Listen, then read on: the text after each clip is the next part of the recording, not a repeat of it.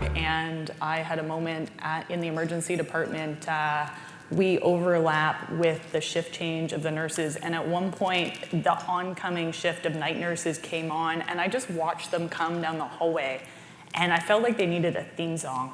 Like, they looked so badass. I was like, I'm proud to just be in a room with you. And I feel that way about this entire sector. We have gotten our country through the crux point, we hope, of one of the greatest challenges of our generation. And so I stand before you in thanks, and also knowing that I'm talking to some of the most effective people I could potentially be talking to about the next giant emergency that we need to be facing. So I learned about climate change. I actually wanted to work with Doctors Without Borders, and they said, hey, if you want to work with us, you need to go north to where there's less resources, there's very diverse cultures, you need to learn how to work with people who speak different languages, and so I did. I said, okay. So I traveled north to Inuvik as a locum, as a new emerge doc, and at the time I was feeling extremely sheepish because I could not keep up a cocktail party conversation about anything. Because I've been living in a study carrel or a call room for about 15 years, and entire new countries had appeared on the map, and I was like, Croatia, where did you come from? And it was embarrassing. And so I thought, okay, well, I should read things. And so I embarked upon a discrete period of learning about the world. That's what this folder is still called on my computer. And I picked up a book on climate change going through the Edmonton airport. I thought, okay, well, I should read this if I want to be an adult. And I opened it up, and I read it going north. It's quite a long journey, and then I was there in the middle of winter, so I had time, and I was like, oh my God.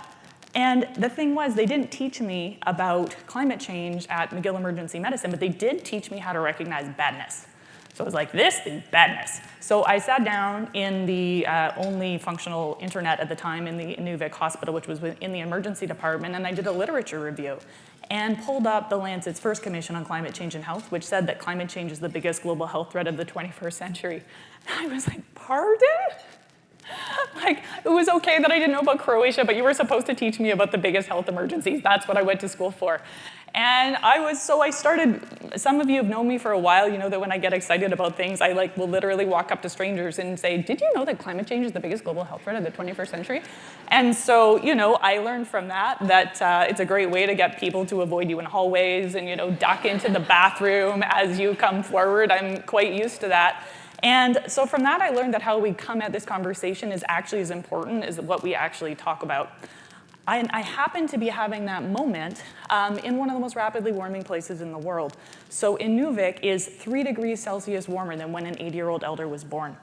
And so people would tell me stories like, yeah, my cousin Jack, he went to go to his trap line last week, he fell through the ice. Normally at this time in the winter, it would already be stable. Luckily, we got him out before he drowned. But it's making it really difficult for us to find the food from the land, which is still our main source of healthy protein. This is a place, I have a picture of a cucumber from Pawlatuck that costs $7.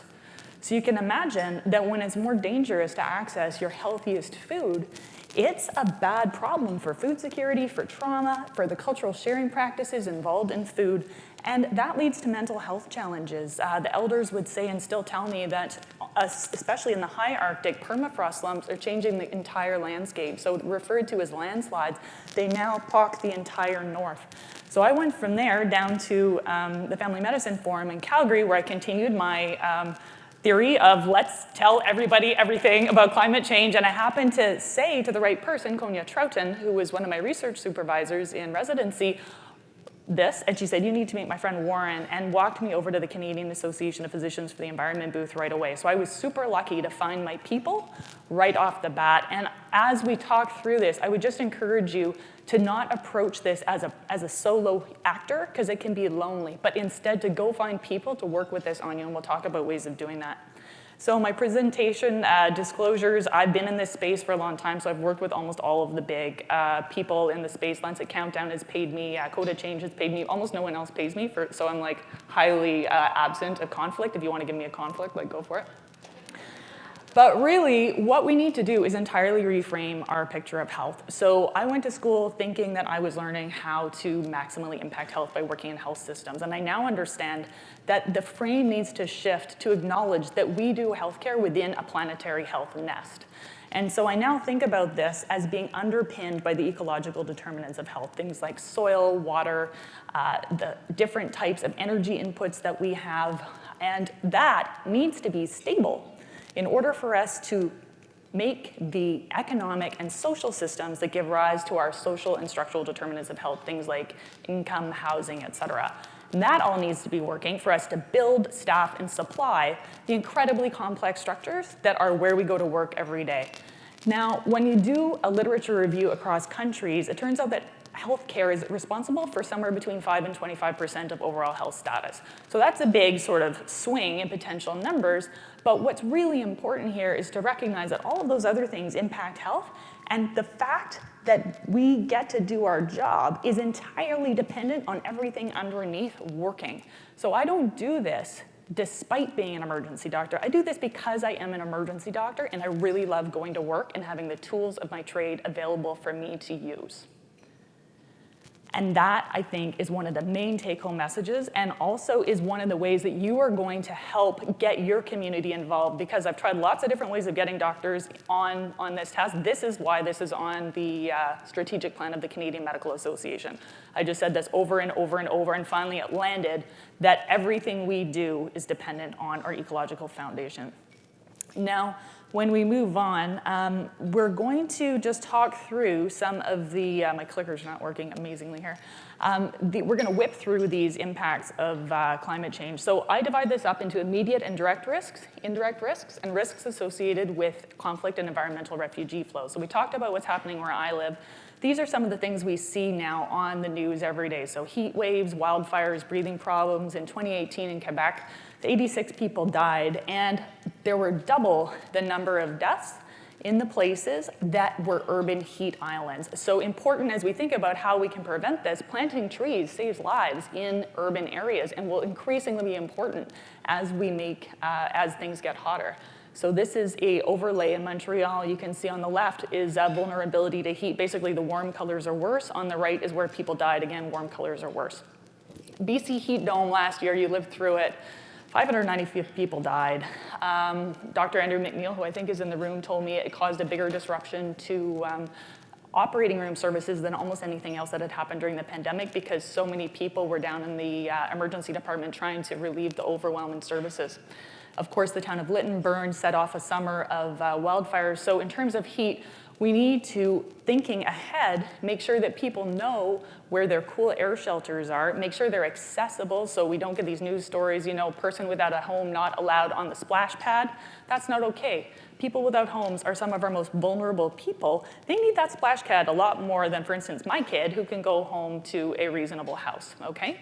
And we need to make sure that our elderly people have people who can check on them. Un-air-conditioned apartments are a place where elderly who are vulnerable can really have trouble.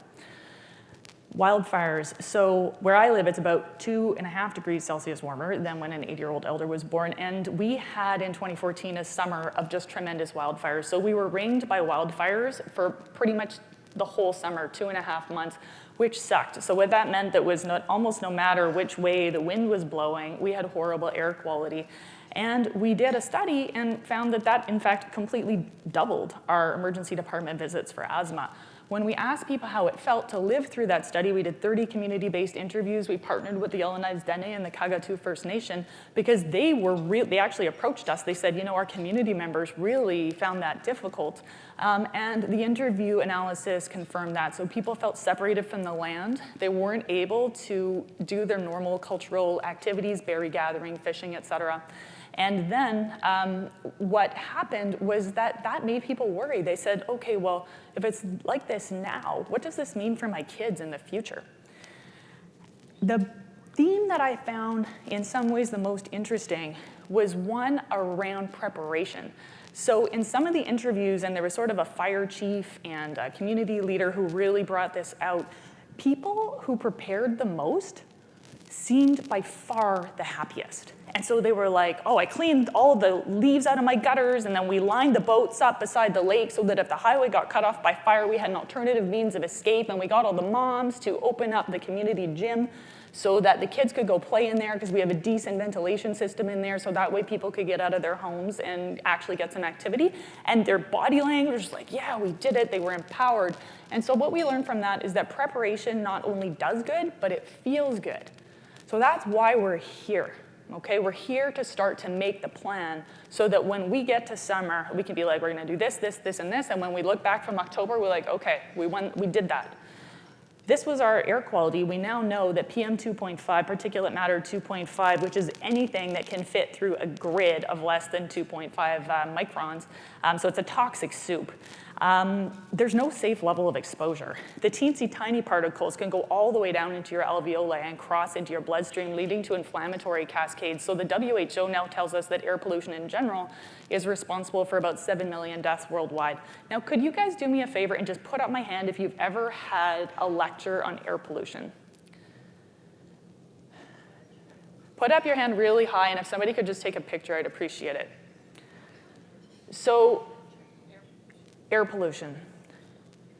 So that is one of the most deadly health issues that we face. And that's how much we know about it. Okay, I did this last week at the emergency department or emergency conference, similar result. That's not okay. And the reason this exists is because for so long, this has been something that people don't know that they don't know. So the people with the power to get things about climate change and air pollution into curricula are sitting there at the table not aware that the WHO said that 7 million people a year are dying. And so they're like, no, we don't have any more room in our curricula for that. Not okay. Like, change that now. Now.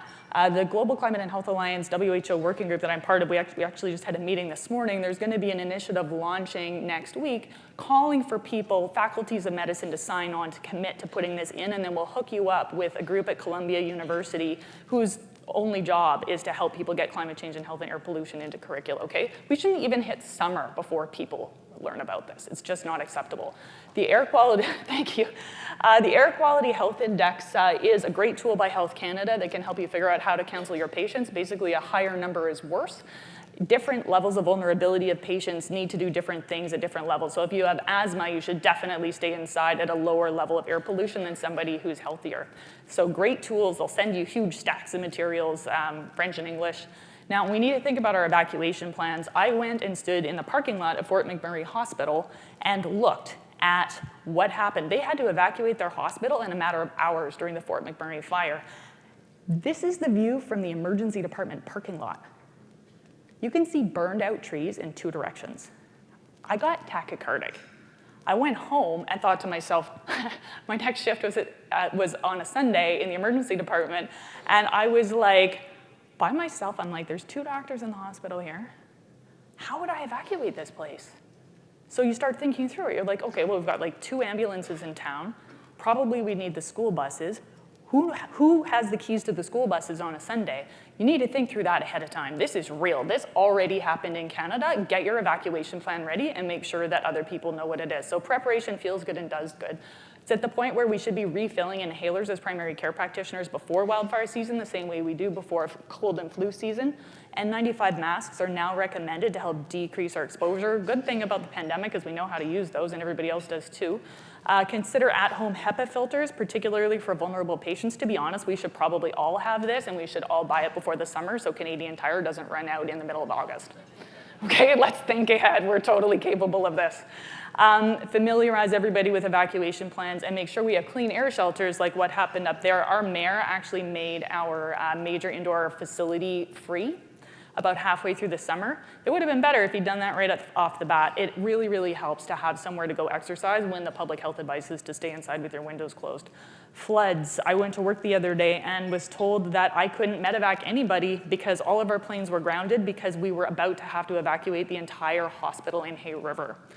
And then, of course, actually we couldn't do that because the landing strip of the airport got flooded. And so this was just recent. This was 2 weeks ago. Floods here in BC, as you know, brought many highways to a point of not being able to be used. We were medevacing, helicoptering dialysis patients from one side of a broken highway to another. The atmospheric river in Newfoundland just a week or so later led to similar problems as well. So this is what we have to adapt to right now. So storms can cause infrastructure problems, can also pollute drinking water supplies, leaving people in hypovolemic shock from diarrhea. We know that immediate injury, deaths, evacuations, PTSD is part of this. Increasing temperatures also increase levels of ozone, leading to longer and more severe seasons for hay fever people. And air pollution, particularly ground level ozone, is increased as temperatures go up. Now, this is being driven, as you know, by increasing levels of CO2. Now, we know from chemistry that the partial pressure of CO2 in the air will gradually equilibrate with water bodies underneath. Now, we know from our blood gases that we do in healthcare that that makes water bodies more acidic. So humans don't like it when our pH changes. Neither do fish, neither does any entity in the oceans, and that's bad news for that ecosystem as well as the approximately 1 billion people who depend on food, protein from the oceans as one of their main sources. Now, all of this weird weather is doing bad things to food crops, and yields are decreasing worldwide. Pediatric malnutrition is thought to be the likely major result of this globally. This was brought home to me in a huge way. I spent 6 months resuscitating malnourished children between the ages of 6 months and 5 years in Djibouti. Now, this wasn't a malnutrition emergency that I went to. Excuse me, it wasn't associated with climate change. But the next one was in the same area. And so I had never had a child die under my care as an emergency doctor in Canada. And the first time it happened, these little children are like, it's like chemo patients, very, very immunocompromised. So they get a cold and they die of respiratory failure or sepsis. And the person died, and I felt like I wanted to just be sucked through the crust of the earth. I wanted to run, I wanted to go away, and I realized I had 50 other kids to see. So I went back, I started again, did resuscitation programs for staff, and then at one point there was a storm that did pollute the drinking water supplies, and we started to have children arriving dead on arrival from hypovolemic shock. And at one point, it was our third child dead on arrival in a week, and my friend Abdul, the nurse, closed the child's eyes with a thumb and forefinger, and I realized right before he did it that that was how he was going to close that child's eyes for the last time. And the reason I knew that was because that's how he always did it. And so the very fact that I knew how one nurse would help a child rest, the fact that that meant that we'd seen so many children die together. I had a white-hot wave of rage, and I couldn't see for a second, and I said that I would do anything I could when I got back to Canada to reduce similar deaths. And when I got home, I realized, okay, well, if that's the biggest threat, we have one of the biggest per capita carbon footprints in the world. If I want to decrease pediatric deaths abroad, I need to stay home and work on our carbon footprint. And so we talk sometimes, you're seeing increasingly discussions around decolonizing global health, decolonizing planetary health.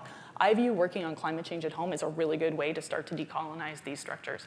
Now, if your kids didn't have food, most people do almost anything to find them food, and that means often displacement. People don't always like it when people come to new areas, and so that's a driver of conflict.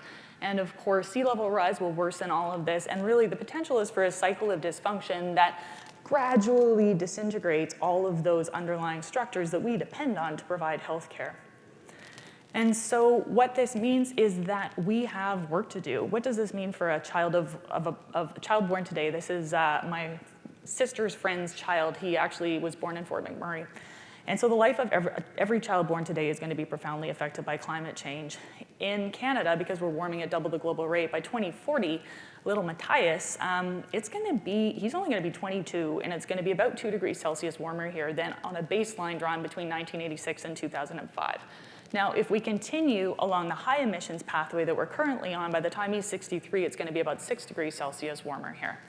Now, 2 things from this graph. Number 1, we don't think we can really adapt to that red graph, that red line. So we need to not be on that red line. So we have a mitigation sprint. We need to emergently decrease greenhouse gas emissions. The other thing you need to take from this is no matter what we do right now, all plausible emission scenarios still yield that blue line. So under all plausible emission scenarios, we're going to keep getting warmer. until the end of my practice lifetime. So I'm often asked by media, Dr. Howard, is this wildfire season a new normal? And I have to say, no, it's not actually. Nope. It's going to be worse next year. It's going to be worse in 5 years. It's going to be worse in 10 years. And so we need to move that reality of continued warming into our common vision of the future so that when we sit down at any table in the hospital system, or people we depend on to run it, everybody knows that. So we're all taking that into account. I presented with some architects last year and a climate modeler, and we polled the audience. It was a national conference. And only about 50% of the architects were taking this into account. Well, that's not good. There's huge precipitation changes coming as well. And so we don't want to end up with a bunch of public structures that are essentially stranded assets because they're built for their own century, okay? I've just given you a lot of bad news. So I think of this as very, very similar to relaying a diagnosis of cancer or other very difficult health crises to people. It's normal to have all those same reactions: anger, anxiety, etc. And it takes time. When I realized what this meant for my newborn, I finished an article by Bill McKibben, actually curled up in the fetal position around her. And we need to take time to acknowledge that. Sharing your feelings helps everybody feel that they're less alone. So we're going to take 2 minutes now to watch a video about this. Oh, the sound is not playing.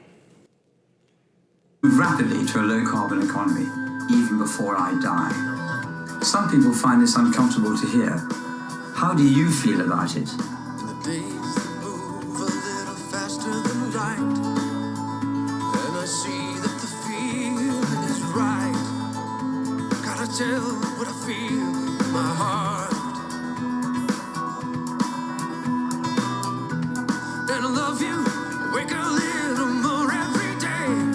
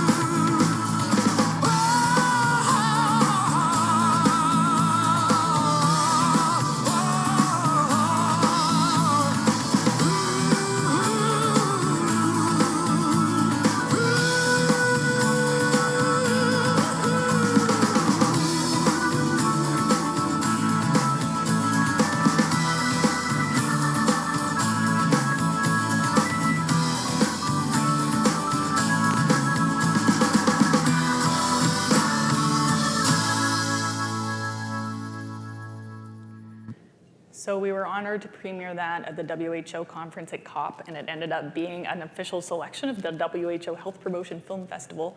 But what I like the most about it is that those people you saw in there are my community members. So you saw other physicians, you saw the CBC radio host, a different radio host, you saw my kids, you saw the person who runs the dance studio, and the exact types of relationships and transfer of skill and mutual support that were required to put that video together is what's going to get us through this. That's exactly the type of web of relationship that protects communities going through a heat emergency or a wildfire, that lets them get together and say, hey, let's have a solar panel co-op. Let's all get together and make sure we do a bulk buy of solar panels and decrease everybody's carbon footprint. So making a plan is the next step, and it's the best step, because action alleviates anxiety. Once you start to do stuff, you're going to feel way better about this. And also, it gets stuff done. Now, sorry, my clicker is again not working. I don't know if maybe, oh, yeah. So what we need to do is essentially move from our current paradigm, which is a really ego-based paradigm with humans at the top and dominant, to an eco-based paradigm in basically alignment with Indigenous thought traditions. And this this means we have to change our educational structures. Dr. Nicole Redvers was really key in positioning interconnection within nature as the really central part of the planetary health education framework. And then we need to say, okay, well, what are we gonna do? So when I first learned came to CAPE, I said, okay, we need to solve climate change. And the executive director said, well, what's your target? And I said, what do you mean, what's your target? And he said, you need a target. And I didn't know what he meant. He came up with the target, thank goodness. And I now understand that if you want to make change, you have to pick one thing, assemble the team and resources required to do that, use a variety of tactics to accomplish it, then you win it, you tell people about it, and that's what builds hope. And then what happens when a team starts winning on a hockey run? Do they lose supporters or gain supporters? Right? They gain supporters, and then they win the next thing, and the next thing, and the next thing, and suddenly, like, somebody who doesn't even watch hockey is going to hockey games and, like, waving the Canucks flag. So that's what you're aiming for here, okay? And so these targets can happen at the micro level, the meso level, or the macro level. Micro is individual, sort of community, and macro, and they can be additive. So Gideon decided, okay, we're gonna focus on phasing out coal. We're gonna start in Ontario. We are going to lend the voice of health to efforts to phase out the coal-fired power plants there. Turns out we're good at this because people care about their health. If there's anything we've learned in the pandemic, it's that that is a common value we all share. And we are good communicators of it. And so we had physicians with scrubs on who would come and say, look, let's keep kids out of the emergency department with asthma. And that worked. We calculated how much money would be saved in the healthcare system if we didn't have all of those visits, how many adults would still get to go to work because they didn't have to be with their kid in the emergency department. And so this ended up being the largest single greenhouse gas reduction maneuver in North American history at the time. We used the same playbook in Alberta, our most conservative province. People who vote conservative really care about their kids too. And then we used the same playbook to achieve an accelerated coal phase-out commitment nationally. Now, luckily, people in the UK were doing the exact same thing, and our environment ministers really got along. So they co-founded the Powering Past Coal Alliance. They wanted Nick Watts to speak. They got me. But it was such an honor, and there were all of these leaders, and they could talk about things like megatons and this and that. I could talk about people. So I talked about the people from the kids from the Djibouti. I talked about the patients I see from the high Arctic. And that, I was told by many people that it was the best speech. And it wasn't because of who I am or my speaking ability. It was because we can connect with people on a human level, and that's what motivates people. Now, we're trusted too. That really, really helps. We're almost always at the top, and that gives us a huge leg up. Now, the stories that really work are the ones that talk about how we can make things better right now. So anything that decreases air pollution gets a story like that. Let's keep the kids out of the emergency department. So that's healthy energy, healthy transport, so decarbonizing transport, electric vehicles, mass transport, getting to places under your own steam. Decreasing land use through low-meat diets, also decreases water use, and of course, empowering women and girls through access to education and the family planning and sexual reproductive planning that they tell us that they want. That has been shown to decrease mortality from natural disasters, improve yields on female smallholder farms, and of course, decreases the overall carbon footprint of humanity because women can choose how many kids they want. Now, where are major areas we need to work here in Canada? We have about always 25% oil and gas and 25% transport. We have this feeling that this is impossible. Like we've just missed so many targets that I think we think that like this is not impossible. So we have a representative here from the UK. So here in Canada, our emissions went up by 21% between 1990 and 2019. Theirs went down by 44%. Okay, our media doesn't tend to cover that. This is doable. But it means that we have work to do. Now, right now, why are we getting the outcomes we're getting? I think it's pretty important that oil company lobbyists are out lobbying the environmental sector by 5 to 1. That's probably not gonna go well, right? There's so many of us. We can reverse that ratio next year if we want to. Imagine if all of a sudden you're a politician trying to decide if you're gonna approve a project and every mom and every nurse is coming to you and being like, don't you dare. Okay, you gonna really do that? I don't think so. And right now, this is a bad problem. We're still subsidizing the oil and gas industry. We are literally subsidizing fossil fuel-related air pollution death with our public money. Now, what's the limiting factor? Do we not know this? Well, put up your hand if you think data is the limiting factor. No, PubMed is replete with wonderful studies, okay? Policy, sometimes they get translated into policy. Almost no one does the work of getting them into the world. So which of these things gets you the most points if you're an academic? Is it advocating for things at the policymaker's office? Put up your hand. Is it policy? Is it putting things on PubMed? Put up your hand, come on, you know. This is how you get points. So our academic advancement structures are misaligned with what we actually need to get done in the world. That's another variable. We can switch up right away. So if you're in charge of that, please make it so that people have to prove, well, okay, what did you do after you got into PubMed? It's a hard truth for us that stories sway people more than evidence. So we need to tell stories that move people's hearts. Nick and I have been doing this a long time, and when I first started, I would do about 90% problem, 10% solution in my presentations. I've now ratcheted that back to about 30% problem, actually now 10% acknowledging the mental health impacts, 60% solution. And the emotions that we hope to elicit are things like urgency, some anger, hope, but a sense of solidarity. And the thing is that we can get a lot done. We've already realized that we've got problems in healthcare, and we've got a national adaptation strategy that's going on right now. You can insert comment. We need to think about our supply chain. This is something I'd love to talk about more with you. But it's important to know that achieving a decarbonized global economy and securing the public health benefits that it offers is no longer a technical or an economic question. It's just a matter of getting it done. And together we can win. When we think of what a social tipping intervention is, it's an action which can accelerate a contagious spread of new behaviors and social norms and leading to a new system. We have the ability to do this. Healthcare is responsible for about 5% of global greenhouse gas emissions, and we allocate 10% of global world product. That's huge purchasing power.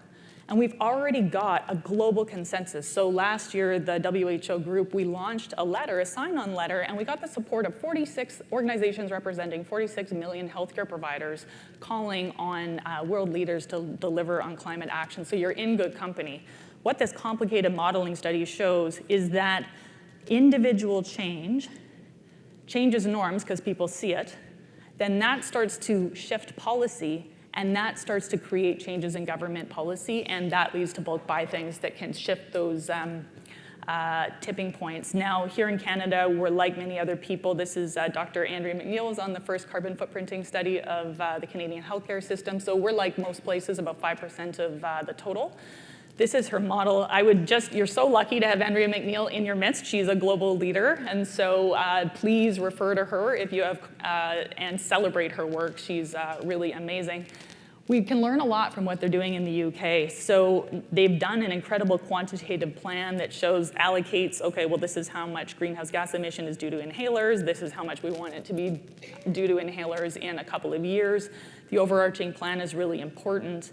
Building visible early wins into our efforts is going to make a big difference. He delivered a hydrogen fuel cell ambulance at COP so everybody could see this. This is shifting norms. All of a sudden this exists, right? We go home, we're like, where's my hydrogen fuel cell ambulance? Having a unified approach to interactions with industry, this is one of the things that impresses me the most about the UK effort. They've actually gotten their suppliers, a bunch of them, to sign on because they've said, look, we're not going to buy from you in about 6 or 8 years if you don't have a commitment that meets or exceeds ours. So this is how we have to act in solidarity in order to get those kind of commitments, because our supply chain actually makes up the majority of our emissions. Now, they've also managed to get all of this into an actual law. So their greenhouse gas reduction targets are now legislated, and this will receive royal assent on July 1st.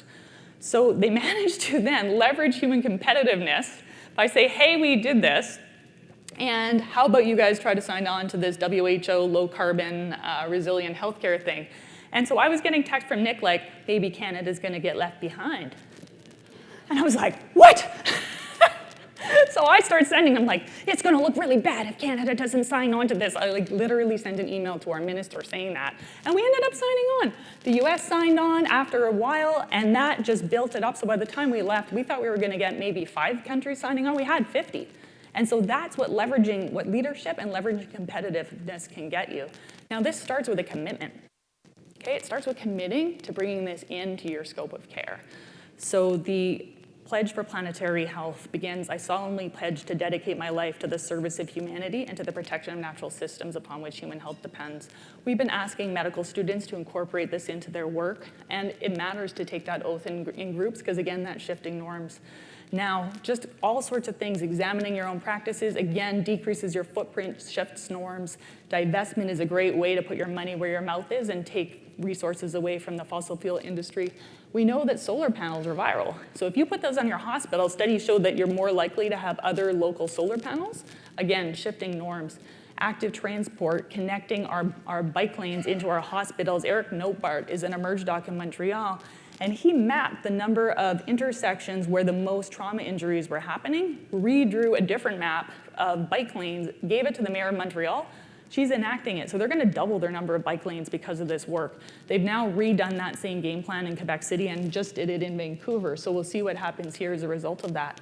There's a hospital in Taiwan that actually has organic gardens that help to supply the food for the hospital, and they use those as therapeutic gardens for their patients.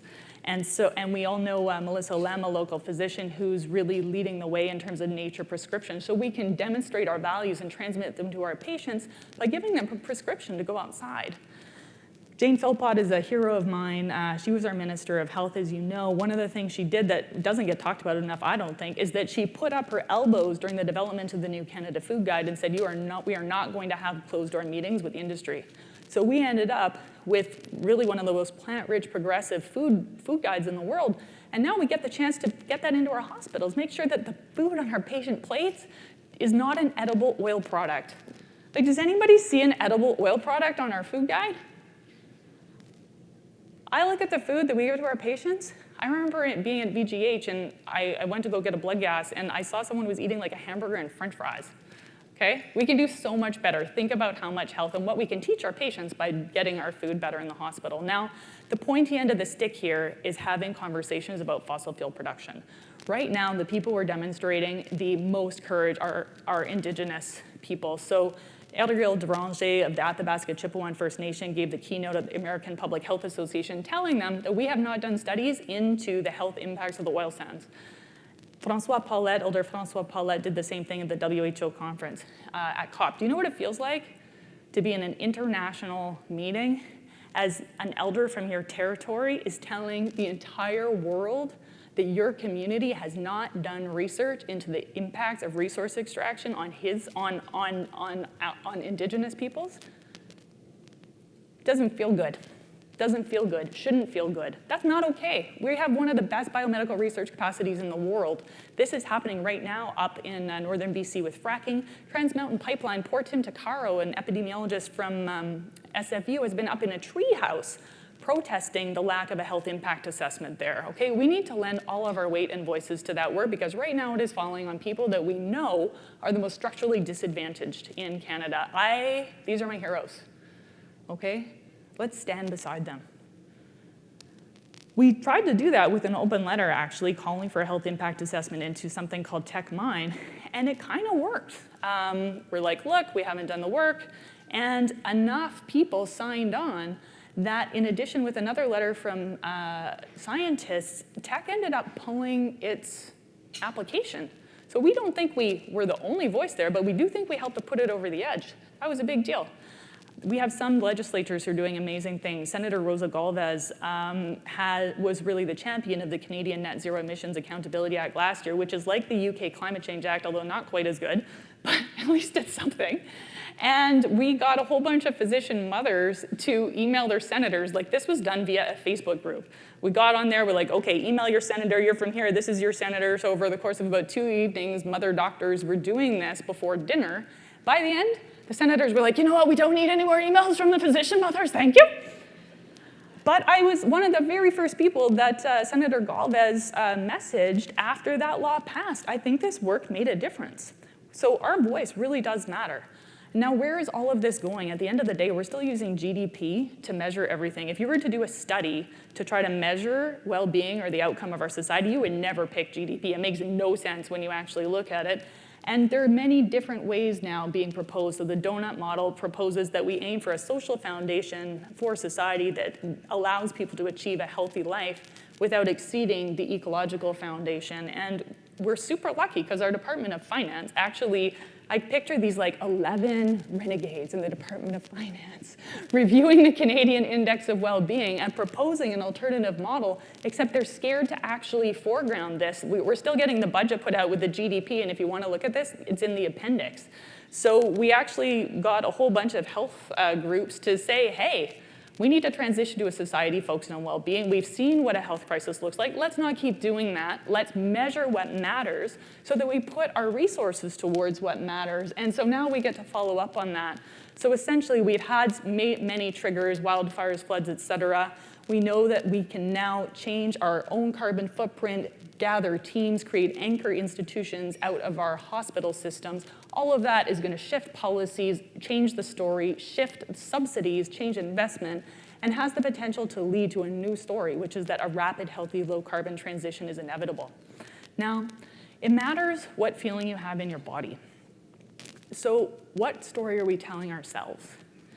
Is it if we don't transition quickly to a sustainable way of life, humanity is doomed? Or is it we are transitioning to a more sustainable way of life that will offer tremendous benefits to humanity? I go with the latter. We are. Every single thing you do is going to make life better for somebody.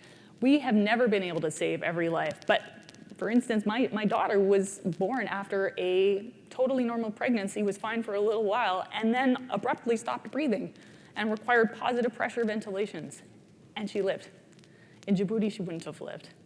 In 40 years, if we do our job and we equip our hospitals, that will still happen.